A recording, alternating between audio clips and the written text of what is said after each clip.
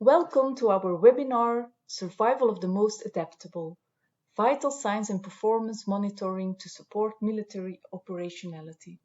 In the title Vital Signs and Performance Monitoring, this refers to the name of Viper, our research unit. My name is Martin van Puivelde. I'm part of this research unit, and Jeroen van Kutsum you will see a little bit later during the presentation. We will both present this webinar together. Viper is a multidisciplinary team. We are a team of psychologists, medical doctors, somnologists, human factor specialists, physiotherapists, engineers. So this means we have a lot of different perspectives to look at the same topic that we are studying, and this is really an advantage of our team. We share one common passion. This one common passion is the passion for extreme environments and also the urge to understand how the body responds, how a human body responds to these environments when we want to function in it. Our common goal is to support military operationality, and our common challenge is in fact to find continuously new methodologies that allow field observations. In our abstract, we wrote that a lot of our military operators need to function in what is called a VUCA environment. Now, what is a VUCA environment? VUCA is the acronym for volatile, uncertain, complex, and ambiguous. So it is a volatile, uncertain, complex, and ambiguous environment that is diffuse, that has uncertain threats, it is unknown, it changes continuously, it has non-usual circumstances.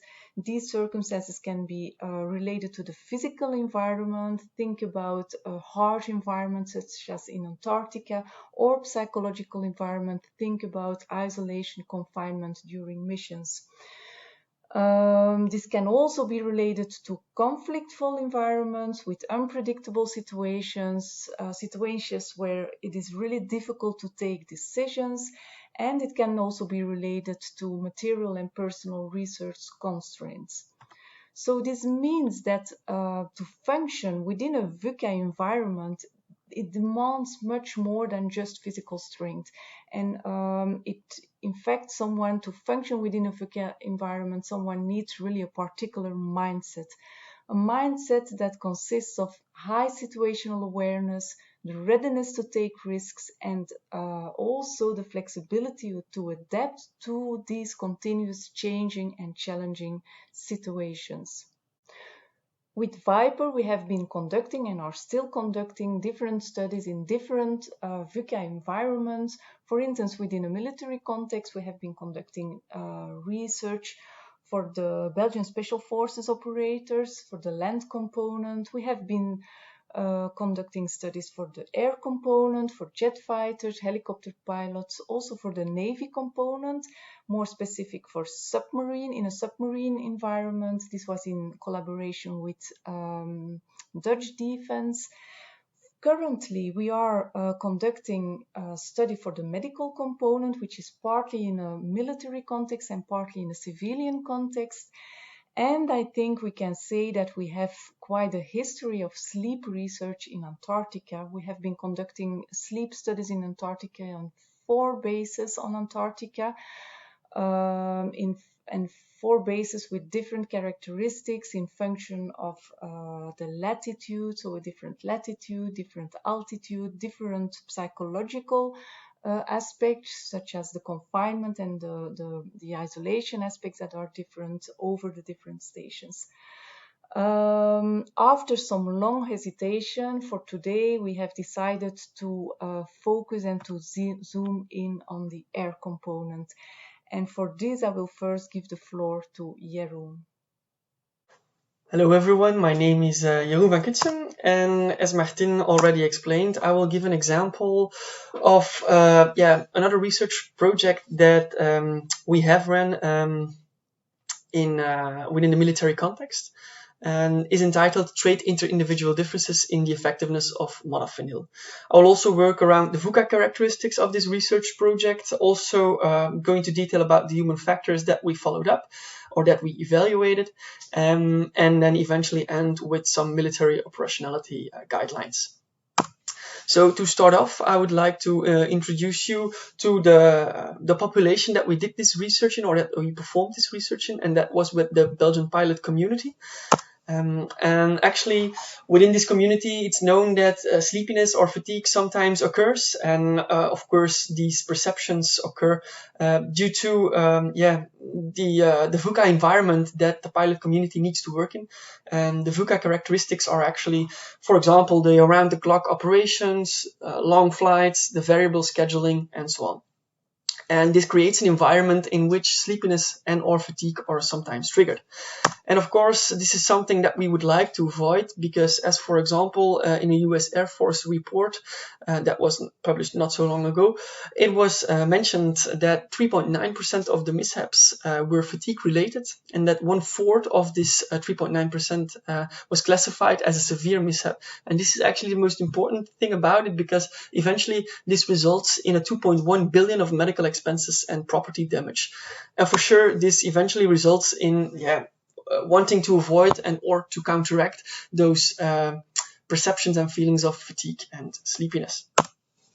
In order to do so, of course, a lot of research has already been performed, and a toolbox has already been developed.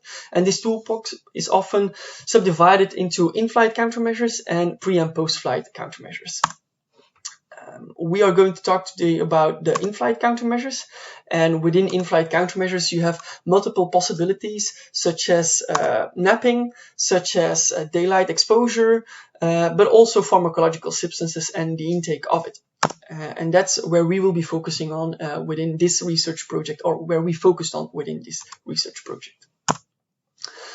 It's important to indicate or to stress that the pharmacological substances and the intake of it can never be the first choice in order to avoid fatigue and or sleepiness.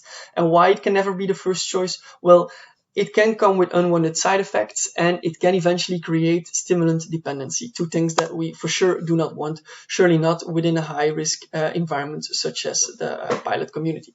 So it's clear that we need a strategic use if we eventually are going to use it within military trainings and or deployments. And this strategic use could come into play, for example, during sustained operations. So when, for example, sleeping rooms are located next to the runway, when there is a sudden change of flight schedule, there is a shift from night to day flights, and fatigue or sleepiness cannot be avoided due to the other countermeasures or to the other tools, then the intake of pharmacological substances could become an option. And a last example is, for example, also flights that entail the crossing of multiple time zones, such as transatlantic flights. Multiple pharmacological substances have been evaluated, and some of them are the time-release caffeine, modafinil, but also dextroamphetamines. What we focused upon within this research project is the modafinil. And in order to give you some background, I have created this slide. So modafinil was actually first introduced within the military context on the International NATO Defense Meeting in Lyon, where its potential military application was introduced. And then in 1995, this was followed up by a publication that reported positive effects of the intake of modafinil on cognitive performance, and also, more importantly, no consistent adverse effects. And this publication was based on results and data that was collected throughout the two French operations in 1991. Eventually, in 2009, there is also a publication to be found of the US Air Force in which it is reported that the usage of modafinil is authorized to use or to be used in long-range US Air Force combat aviation missions. And also, the Republic of Singapore Air Force in 2011 published a paper that mentioned the approval of modafinil as a fatigue countermeasure in order to avoid circadian misalignment, so flying during your normal sleep time, or anticipating on highly fatiguing situations such as extended flying.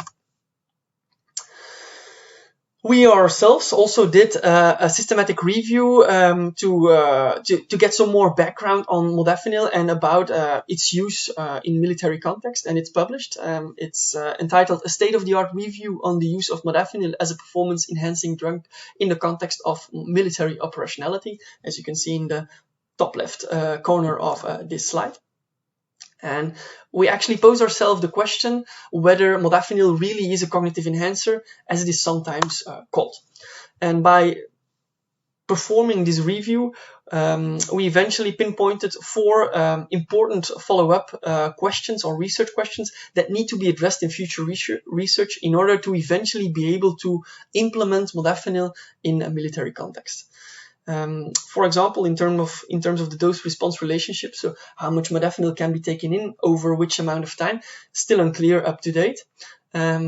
Also about modafinil appears to improve cognitive performance, but only in individuals with a non-optimal cognitive ability, and also only if the task complexity is higher. Acute effects that should be further investigated.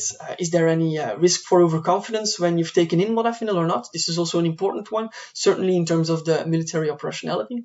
And there is also no research available currently on the long-term effects of modafinil intake. So still some work to do before the application of modafinil in the military context. In this research study, we decided to focus on 2 important points of these 4 points that we listed, and also to have a focus on the inter-individual differences within these questions. So the aim of this research project was to investigate the effectiveness of modafinil as a cognitive enhancer and fatigue and/or sleepiness countermeasure on an individual level. And in order to do so, we eventually found 11 student pilots that wanted to participate within this study. And they were all familiarized with the research setup, meaning that they all performed the tests that were included in the study design once in order to know what they were going to have to perform once they were performing the study itself. Once they were all familiarized, these 11 participants were divided into 2 groups, 1 group of 6 participants and 1 group of 5 participants. And the group of 6 participants first performed a 3-day study protocol while they were taking in modafinil, and then they had a washout of a couple of days. And after that, they performed the exact same 3-day study protocol, but now they weren't taking in modafinil, but they were taking in slow-release caffeine. The other group, the other 5 participants, did exactly the same, but the other way around. So they first took in slow-release caffeine and then the modafinil. In terms of this modafinil and slow-release caffeine, I want to give you a bit of more background. So the study was designed in order to evaluate the effect of modafinil. But in order to evaluate the effect of modafinil, we of course need to compare the exact same situation to another intake of another substance. And in this sense, we told our participants that they were once going to take in modafinil and once slow-release caffeine. However, really, they took in modafinil, but the slow-release caffeine wasn't slow-release caffeine, it was a placebo. And this we did to anticipate on any expectation effects, because it could be that once they knew that they weren't taking in any performance-enhancing drug in one of the 2 trials, that this would have created a different expectancy, and then this could also impact our study results. So therefore, we did not tell them that they were taking in placebo, but actually they were taking in a placebo drug, which didn't impact performance in any kind of way. Both in the modafinil as well as in the placebo situation, they took in 2 times 200 milligrams at 2 different time points throughout the 3-day test protocol. This study protocol was performed during the COVID pandemic, so we had to figure out an online way of testing, and we eventually did this, and I will explain how we did it later on. But here you can see some pictures of the home environment of the participants of our study, in which they performed their 3-day protocols. So in order to explain this 3-day protocol, I have this slide in which you can again see the timeline of the protocol, which included 3 days. And important here is that from day 1 to day 2, they actually got the guideline or got the restriction or they had to follow an extended wakefulness paradigm. So they weren't allowed to go to sleep on the night from day 1 to day 2. Once they reached 8 a.m. on day 2, they had again the possibility to nap and to decide their own bedtime, so they could follow their own sleep schedule as they wanted. throughout these 2 days, they were followed up in terms of different measures that I will explain later on. And they were also asked to fill in a sleep diary in order to follow up their sleep time and other sleep parameters. What we followed up with the first icon, so the questionnaire icon, was that we measured their flying experience. We measured their chronotype with 2 types of questionnaires, their sleep quality with a questionnaire, and also their daytime sleepiness we followed up with a questionnaire. We also followed up some physiological parameters, cognitive performance, and other questionnaires multiple times throughout the 3-day protocol. In terms of physiological parameters, we evaluated or we monitored heart rate, core temperature, blood pressure, and respiratory rate. While for cognitive performance, we used the psychomotor vigilance task, and this is a task that lasted 10 minutes in this study design. And as you can see on the figure, or the participants actually had to sit in front of their computer screen for 10 minutes, and throughout these 10 minutes, they were going to see stimuli, the explosion, as you can see, at certain time intervals, and they didn't know when the explosion was going to appear, but if an explosion appeared, they were asked to press the spacebar as quickly as possible in order to measure their simple reaction time. And as such, we can measure simple reaction time throughout 10 minutes, and how this reaction time is impaired within these 10 minutes and is impaired throughout the 3-day protocol, and certainly throughout the sleep deprivation night. And then in terms of questionnaires, we measured motivation, fatigue, sleepiness, mood, workload, and possible side effects of the intake of modafinil. Within this 3-day protocol, we wanted to induce some job-specific fatigue, and because it was the COVID pandemic, we had to come up with another kind of way to induce job-specific fatigue. And eventually we came up with a gaming environment, so they were asked to play a flight game or a flying game for X amount of time, more specifically for 4 hours. To induce some job-specific fatigue on day 1. So they were asked to play that game from 2 p.m. until 6 p.m. in the afternoon on day 1. And here you can see how we followed up all those measures throughout the 3 days. So as you can see, the questionnaires about flying experience were only taken once in day 1 at 10 a.m. Then the test interval following up the physiological parameters, the cognitive parameters, and the questionnaires was taken multiple times throughout the 3 days protocol, and certainly during the sleep deprivation protocol from day 1 until day 2, 8 a.m. Of course, they were followed up by a flight surgeon. So this study was designed in close collaboration with the medical component and in close collaboration with flight surgeon Anne van Rompuy. And actually, she was in close contact throughout the protocol with all the participants. Then the job-related specific fatigue was induced on day 1, and then the intake of the modafinil and the placebo product was done at 8 p.m. on day 1, 200 milligrams, and then the next time 200 milligrams at 4 a.m. on day 2. Before we go into the results section, I want to indicate that for now I will only talk about the first part of the study protocol, so up until 4 p.m. on day 2. And here on this first graph, you can see the results of the non-adjusted reaction time on the psychomotor vigilance task. So the cognitive performance task, which measured simple reaction time with stimuli appearing explosions. And here you can see on the horizontal axis the 10 different test intervals. So from day 1, 10 a.m. until day 2, 4 p.m.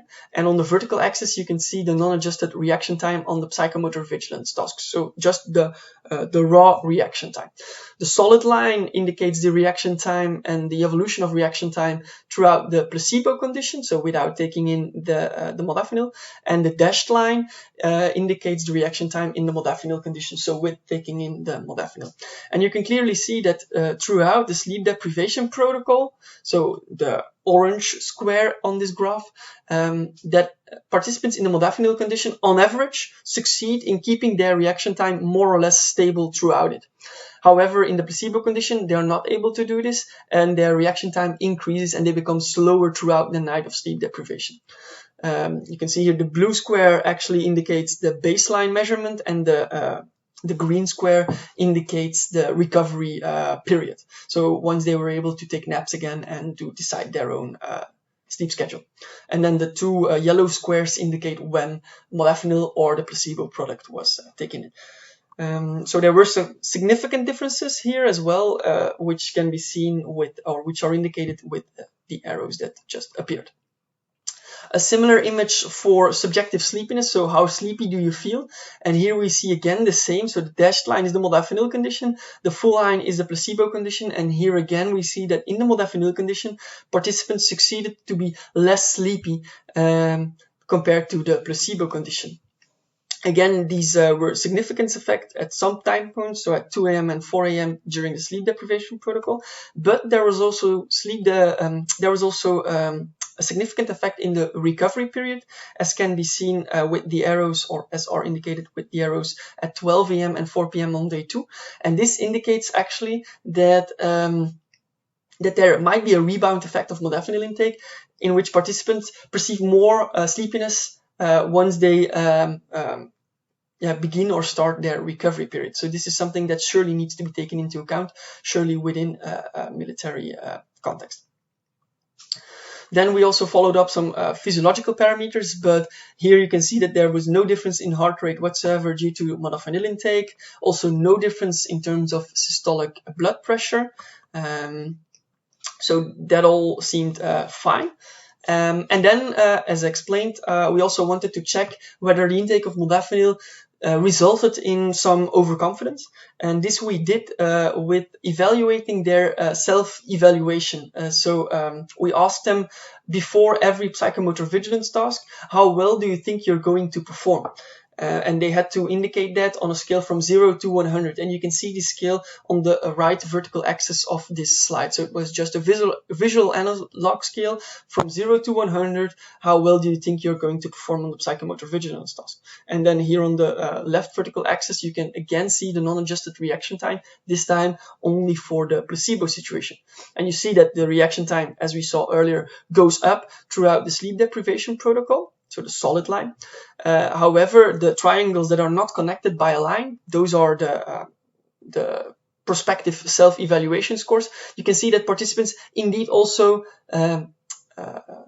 predicted that they were going to perform worse throughout the sleep deprivation protocol. So this already indicates that participants indeed were able to perceive that their performance will become worse throughout the protocol. We also assessed it in a different kind of way. So here you can see a correlation, and each color on this graph represents one specific participant. So you see 4 different colors on this graph. So 4 different participants are depicted, and each bullet represents one time interval. So eventually we know that they did 10 test intervals, 10 psychomotor vigilance tasks, and those are each represented by 1 dot.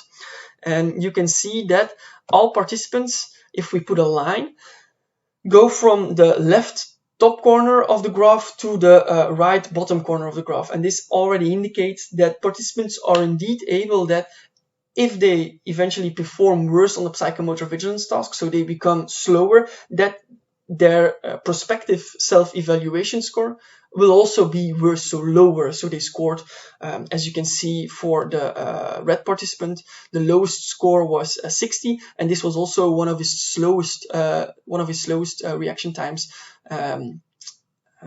within the psychomotor vigilance task. And the fastest score was around 350 milliseconds, and this was also indicated by the second highest prospective self-evaluation score. If we put all 11 participants, then the cloud actually becomes pretty clear. So from the top left corner to the right bottom corner. And this is also backed up by statistics that indicated that there is a clear correlation between the prospective self-evaluation score and the non-adjusted reaction time. So people in the placebo situation are able to predict their own performance on the psychomotor vigilance task and to predict when they will become worse.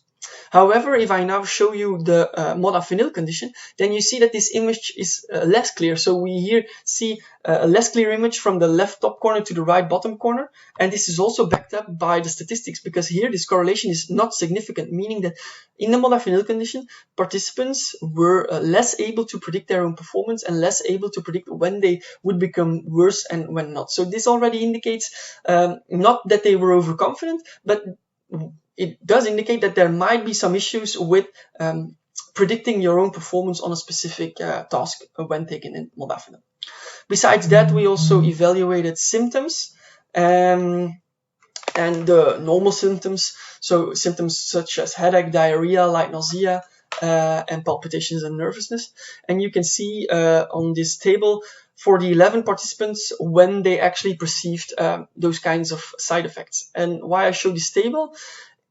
Because it clearly indicates the inter-individual differences. For example, participant 4 and 5, they didn't perceive any side effect throughout the 3-day protocol, while participant 1 and 3 did perceive some side effects and quite regularly throughout the 3-day protocol. So here you can already discuss whether for participants 1 and 3 it would be convenient to take modafinil when flying, because of course you don't want to have a headache when you're flying. So this already indicates the importance of a ground test as well. You need to try out before taking it in a real situation, to know whether you might expect some side effects and whether those side effects could impair your performance or not.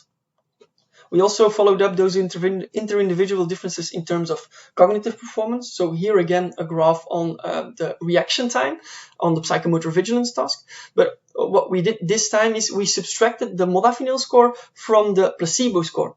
And this eventually gives us a delta score. And if this delta score is positive, then this indicates a positive effect of modafinil. So they were faster in the modafinil condition compared to the placebo condition. While if this delta score is negative, then they were slower in the modafinil condition compared to the placebo condition. And on the horizontal axis, you can see again the 10 time intervals that we followed up until 4 p.m. day 2. And you see here, each line represents one participant. So you see here 6 participants, and for these 6 participants, it's pretty obvious that they all perceived or they all experienced a positive effect of modafinil intake on their cognitive performance. So a positive effect throughout each test interval. So throughout the 10 days, throughout the 10 time intervals, they perceived or they experienced a positive effect. While for the 4 that appeared just now, they all had a delta score around 0, and this delta score around 0 stayed more or less the same throughout the 10 test intervals. And then there was also one individual who perceived a stable negative effect of modafinil intake. So he or she became slower when taken in modafinil on the psychomotor vigilance task. And what's also important about this graph is the stability that you see. It doesn't fluctuate over time, or it doesn't fluctuate that much. That indicates that we might be able to pinpoint those individuals that have a positive effect about modafinil, and also those individuals that could have a negative effect when taken in modafinil. And this is important because if we would be able to do that, then this would result in individualizing the usage of modafinil. Individual A might have positive effects and could benefit from modafinil intake, while individual B might have a negative effect and could not benefit from modafinil intake. So this is an important one to take into account. And this is also again backed up with statistics. So this statistics applied to this graph indicate an intra-class correlation of 0.90, which is high and which indicates also the stability of this effect of modafinil. In terms of sleepiness, we did exactly the same. And here we found a fluctuating, we didn't find exactly the same. We also found a lot of inter-individual differences. But the difference here is that these inter-individual differences fluctuate much more compared to the effect of modafinil on reaction time. So here on sleepiness, we found less good effects and less stable effects, to be clear. So here statistics indicated an intra-class correlation coefficient of 0.001 19, which indicates no stability in these effects and much more fluctuations throughout time. So there is stability in the effect of modafinil on cognitive performance, but not on the perceived sleepiness. So to end up, this research project eventually was triggered or was focused on inter-individual differences of modafinil intake. And it indicated that modafinil appears to improve cognitive performance in individuals with a non-optimal cognitive ability. So, for example, in individuals who are sleep deprived, because the significant differences in cognitive performance only were there when they were sleep deprived. So, when your cognitive ability is not optimal. So, in that situation, modafinil intake can improve your cognitive performance. However, there are inter-individual differences that need to be taken into account and that also appear to be stable. So we might be able in the future to pinpoint those individuals that have a positive effect and those individuals that always can expect a negative effect or no effect. And this stability also indicates a role for DNA and possibly genotyping in this effect of modafinil. So we also mentioned that acute effects should be further investigated and surely the risk for overconfidence. So the acute effects in terms of symptoms, I already indicated inter-individual differences are present, and this indicates the importance of a modafinil ground test. So it's also mandatory within the F16 community. If you want to have the opportunity to take in modafinil while being deployed, you first need to perform the modafinil ground test in order to experience what it does to you. In terms of the risk for overconfidence, as I explained, we followed up the self-reported self-reported evaluation scores, so performance prediction, and this performance prediction indicated that people were better able to predict their performance in the placebo condition compared to the modafinil condition.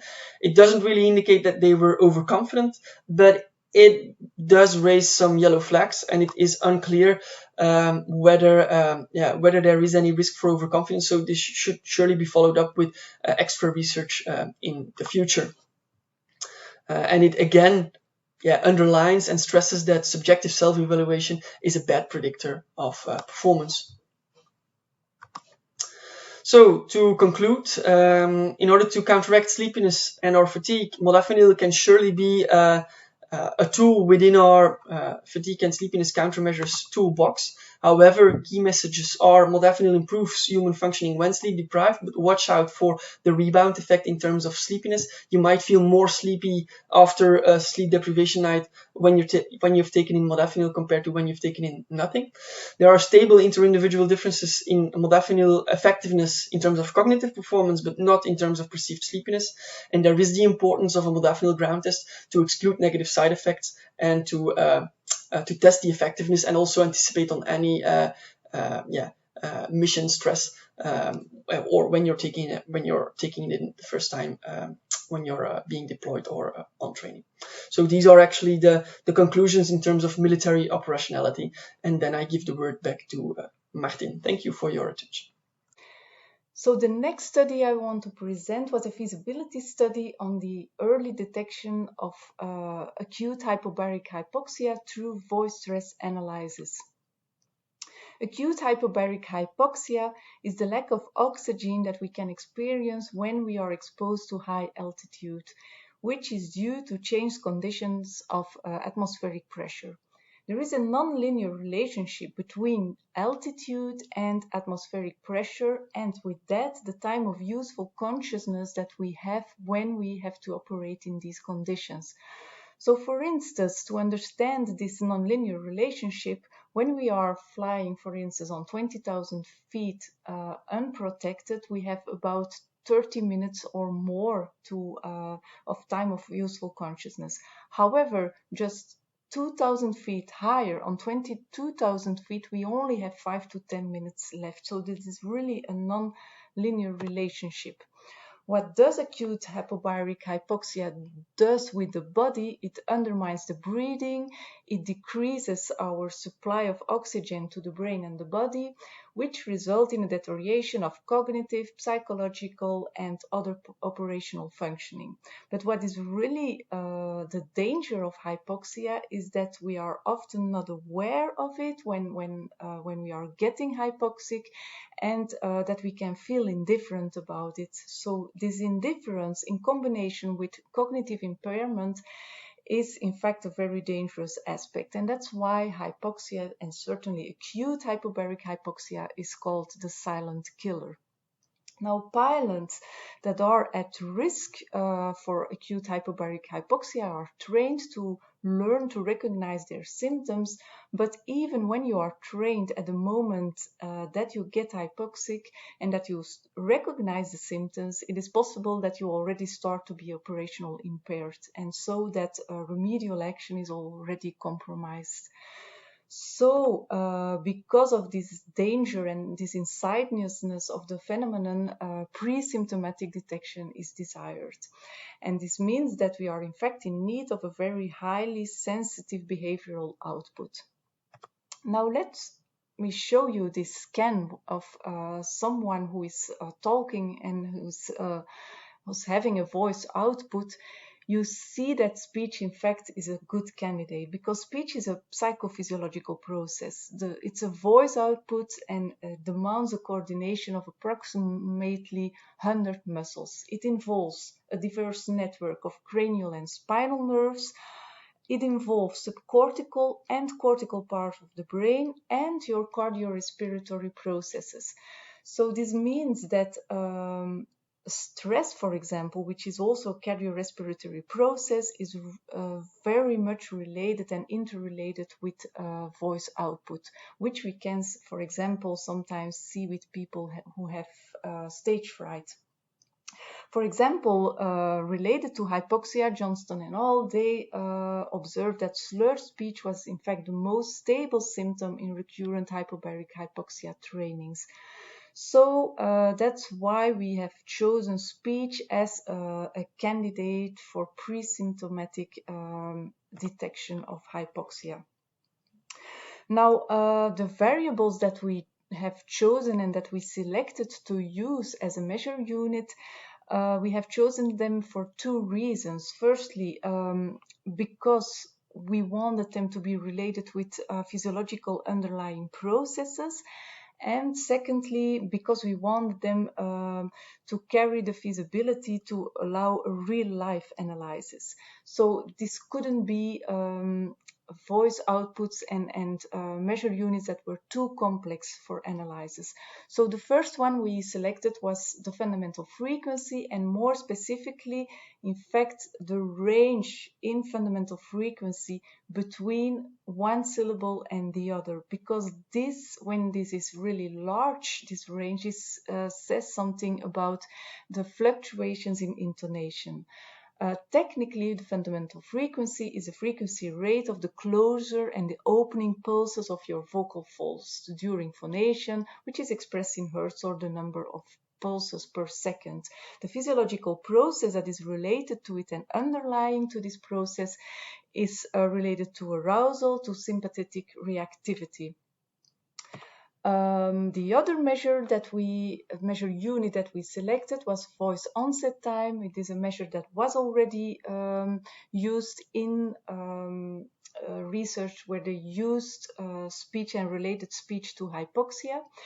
And VOT is quite a special measure unit. It is the time interval between the release of a plosive, so for example a P, and the onset of the vocal fold vibration associated with the subsequent vowel. You can see this on the analysis outputs here. So this is an output of PA, and so this is the time between when someone is pronouncing the P and the afterwards the vocal fold starts to vibrate.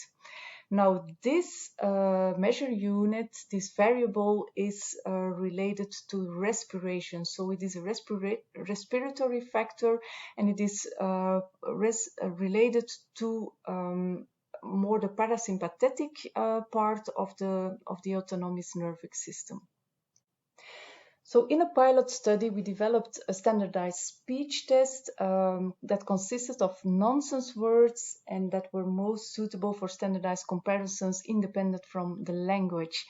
In this pilot test, we saw that the letter P is the most sensitive to hypoxia, which meant that we designed a test that had these words Pita, pita, pata, pata, peta, pipa, papa. and so on. So we asked our participants to read aloud this standardized speech test under hypoxic conditions, and I will show you the results at 25,000 feet. So this was in a hypobaric chamber. The experiment was in a hypobaric chamber. And I will show you the results of the two variables, remember, so the FO0 range, which you see at the left, and the VOT, which you see at the right. And so these two variables, VOT and F0 range, they behaved like two independent but coordinating components. So as you can see, so there was a baseline, SL, SC level, S0 was the pre-symptomatic stage, S1 was symptom 1, so the moment that participants said, I feel my first symptoms. So here they were pre-symptomatic, and here they became aware of their first symptom. What we saw that indeed during the pre-symptomatic stage, there was an increased F0 range. And remember, F0 range was related to sympathetic reactivity. So this was the arousal response of the body that was detectable in the voice, the arousal due to the acute hypobaric hypoxia. On the same time, also during S0, we had a decreased VOT, which is in fact the expression of a competition for resources between the ventilation processes of speech and the metabolic demands of the hypoxic conditions. So remember that I said this was related with an underlying respiratory component and the parasympathetic component of the autonomic nervous system. So in fact there we believe that the human body is in fact compensating for the arousal that is rising in the human body. Certainly in this experiment where people were conscious that they would be and would become hypoxic. So it would be interesting to redo the experiment in a placebo condition where people are not aware whether they are in a hypoxic condition or not. Afterwards, we retested the standard test and the speech test in a real cockpit. Feet, So minute during the flight, 1920. and we asked the pilot to Profile 3 IG profile. perform the Voice speech analysis. test under G Starting the forces spiral dice. and under high 300 knots. cognitive load. AB 4Gs. Hey, tipa, tepa, tupa, pipa. Now, I don't know if you can hear it by naked ear, but you can feel the pressure of the G-force and you can hear it in the voice. And this is exactly what we heard, in fact, during a hypoxic condition as well. So this means that the impact of hypoxia and G-forces and high cognitive load are more or less have the same impact on these voice variables. So voice stress detection, we think it is a promising future because it is really related to different physiological processes, but new research is needed to disentangle the impact of hypoxia and other stress factors that are in fact really inherent to an aviation environment. The last research I want to show you briefly is a new research that we just started in January with the title An Individualized Fatigue Risk Management System for the Belgian Pilot Community. So this is a research on fatigue, of course, and there are two words that are important. That is individualized and community. So on the one hand, this is a study that we want to tailor on the individual, to see who is resilient to what and who benefits from what. On the other hand, we want really to study the community, so each squadron with its culture and with its typical feature and typical missions with its typical features. So, and finally, which is important, that to establish something with a lasting impact, we learned in our other studies that the support of the community is needed, and that it is not possible to work with quick fixes. So we really want to follow, and that is what we are going to do. We are going to follow different squadrons for a long time, for 1 year at least, and to measure them on different periods. So in stage 1, we are doing observation research, we are doing qualitative interviews, we go with them on deployment to understand really every culture of each squadron and their working environment. And then in stage 2, which will start already in one squadron in June, we will start psychophysiological measuring during baseline periods when they are not on deployment and during periods that they are on deployment. And so that way we can do comparisons of the start and the end of each period. We can do comparisons between baseline and between deployment, but within each period, baseline, either or deployment, we will also do comparisons of pre, peri, and post-flight outcomes. So on fatigue, on sleep, recovery of sleep, and so on. The measures that we will use, we are developing a customized online tool where we will have questionnaires on their profile, trait states. We will do psychomotor vigilance tests. These are the usual tests, the common tests that we are used to use. We will test for physical condition, nutrition. We will measure sleep quantity and their physical activity by actigraphy, but also the sleep quality by PSG, so polysomnograph. And we will apply really real baselines, because we will go to the pilots' homes to have a really baseline how people sleep in their home environment, in their own bed. We will measure circadian measures, hydration monitoring, genotyping, and so the psychomotor vigilance test that I already mentioned. And at the end of this long follow-up of at least 1 year, we will give a really large feedback on an individual level and on a squadron level about awareness of fatigue and sleep management. So this brings me to the end of the presentation of our studies. And to give a final short conclusion, it is a bit what we had written in the abstract as well, that is more and more our studies are directing to the conclusion that to optimize performance in a VUCA environment, that's where we started, we really have to consider the individual level and the systemic level. The individual level, because there is an inter-individual level variability that we should take into account, and the systemic level, because the individual should be seen as a part of and in interaction with the larger system and with the typical VUCA environment where he or she has to function in. And this brings me again to Darwin, who said that, and it was on Darwin, of course, that our title was based, who said that it is not the strongest of the species that survives, nor the most intelligent that survives. It is the one that is the most adaptable to change.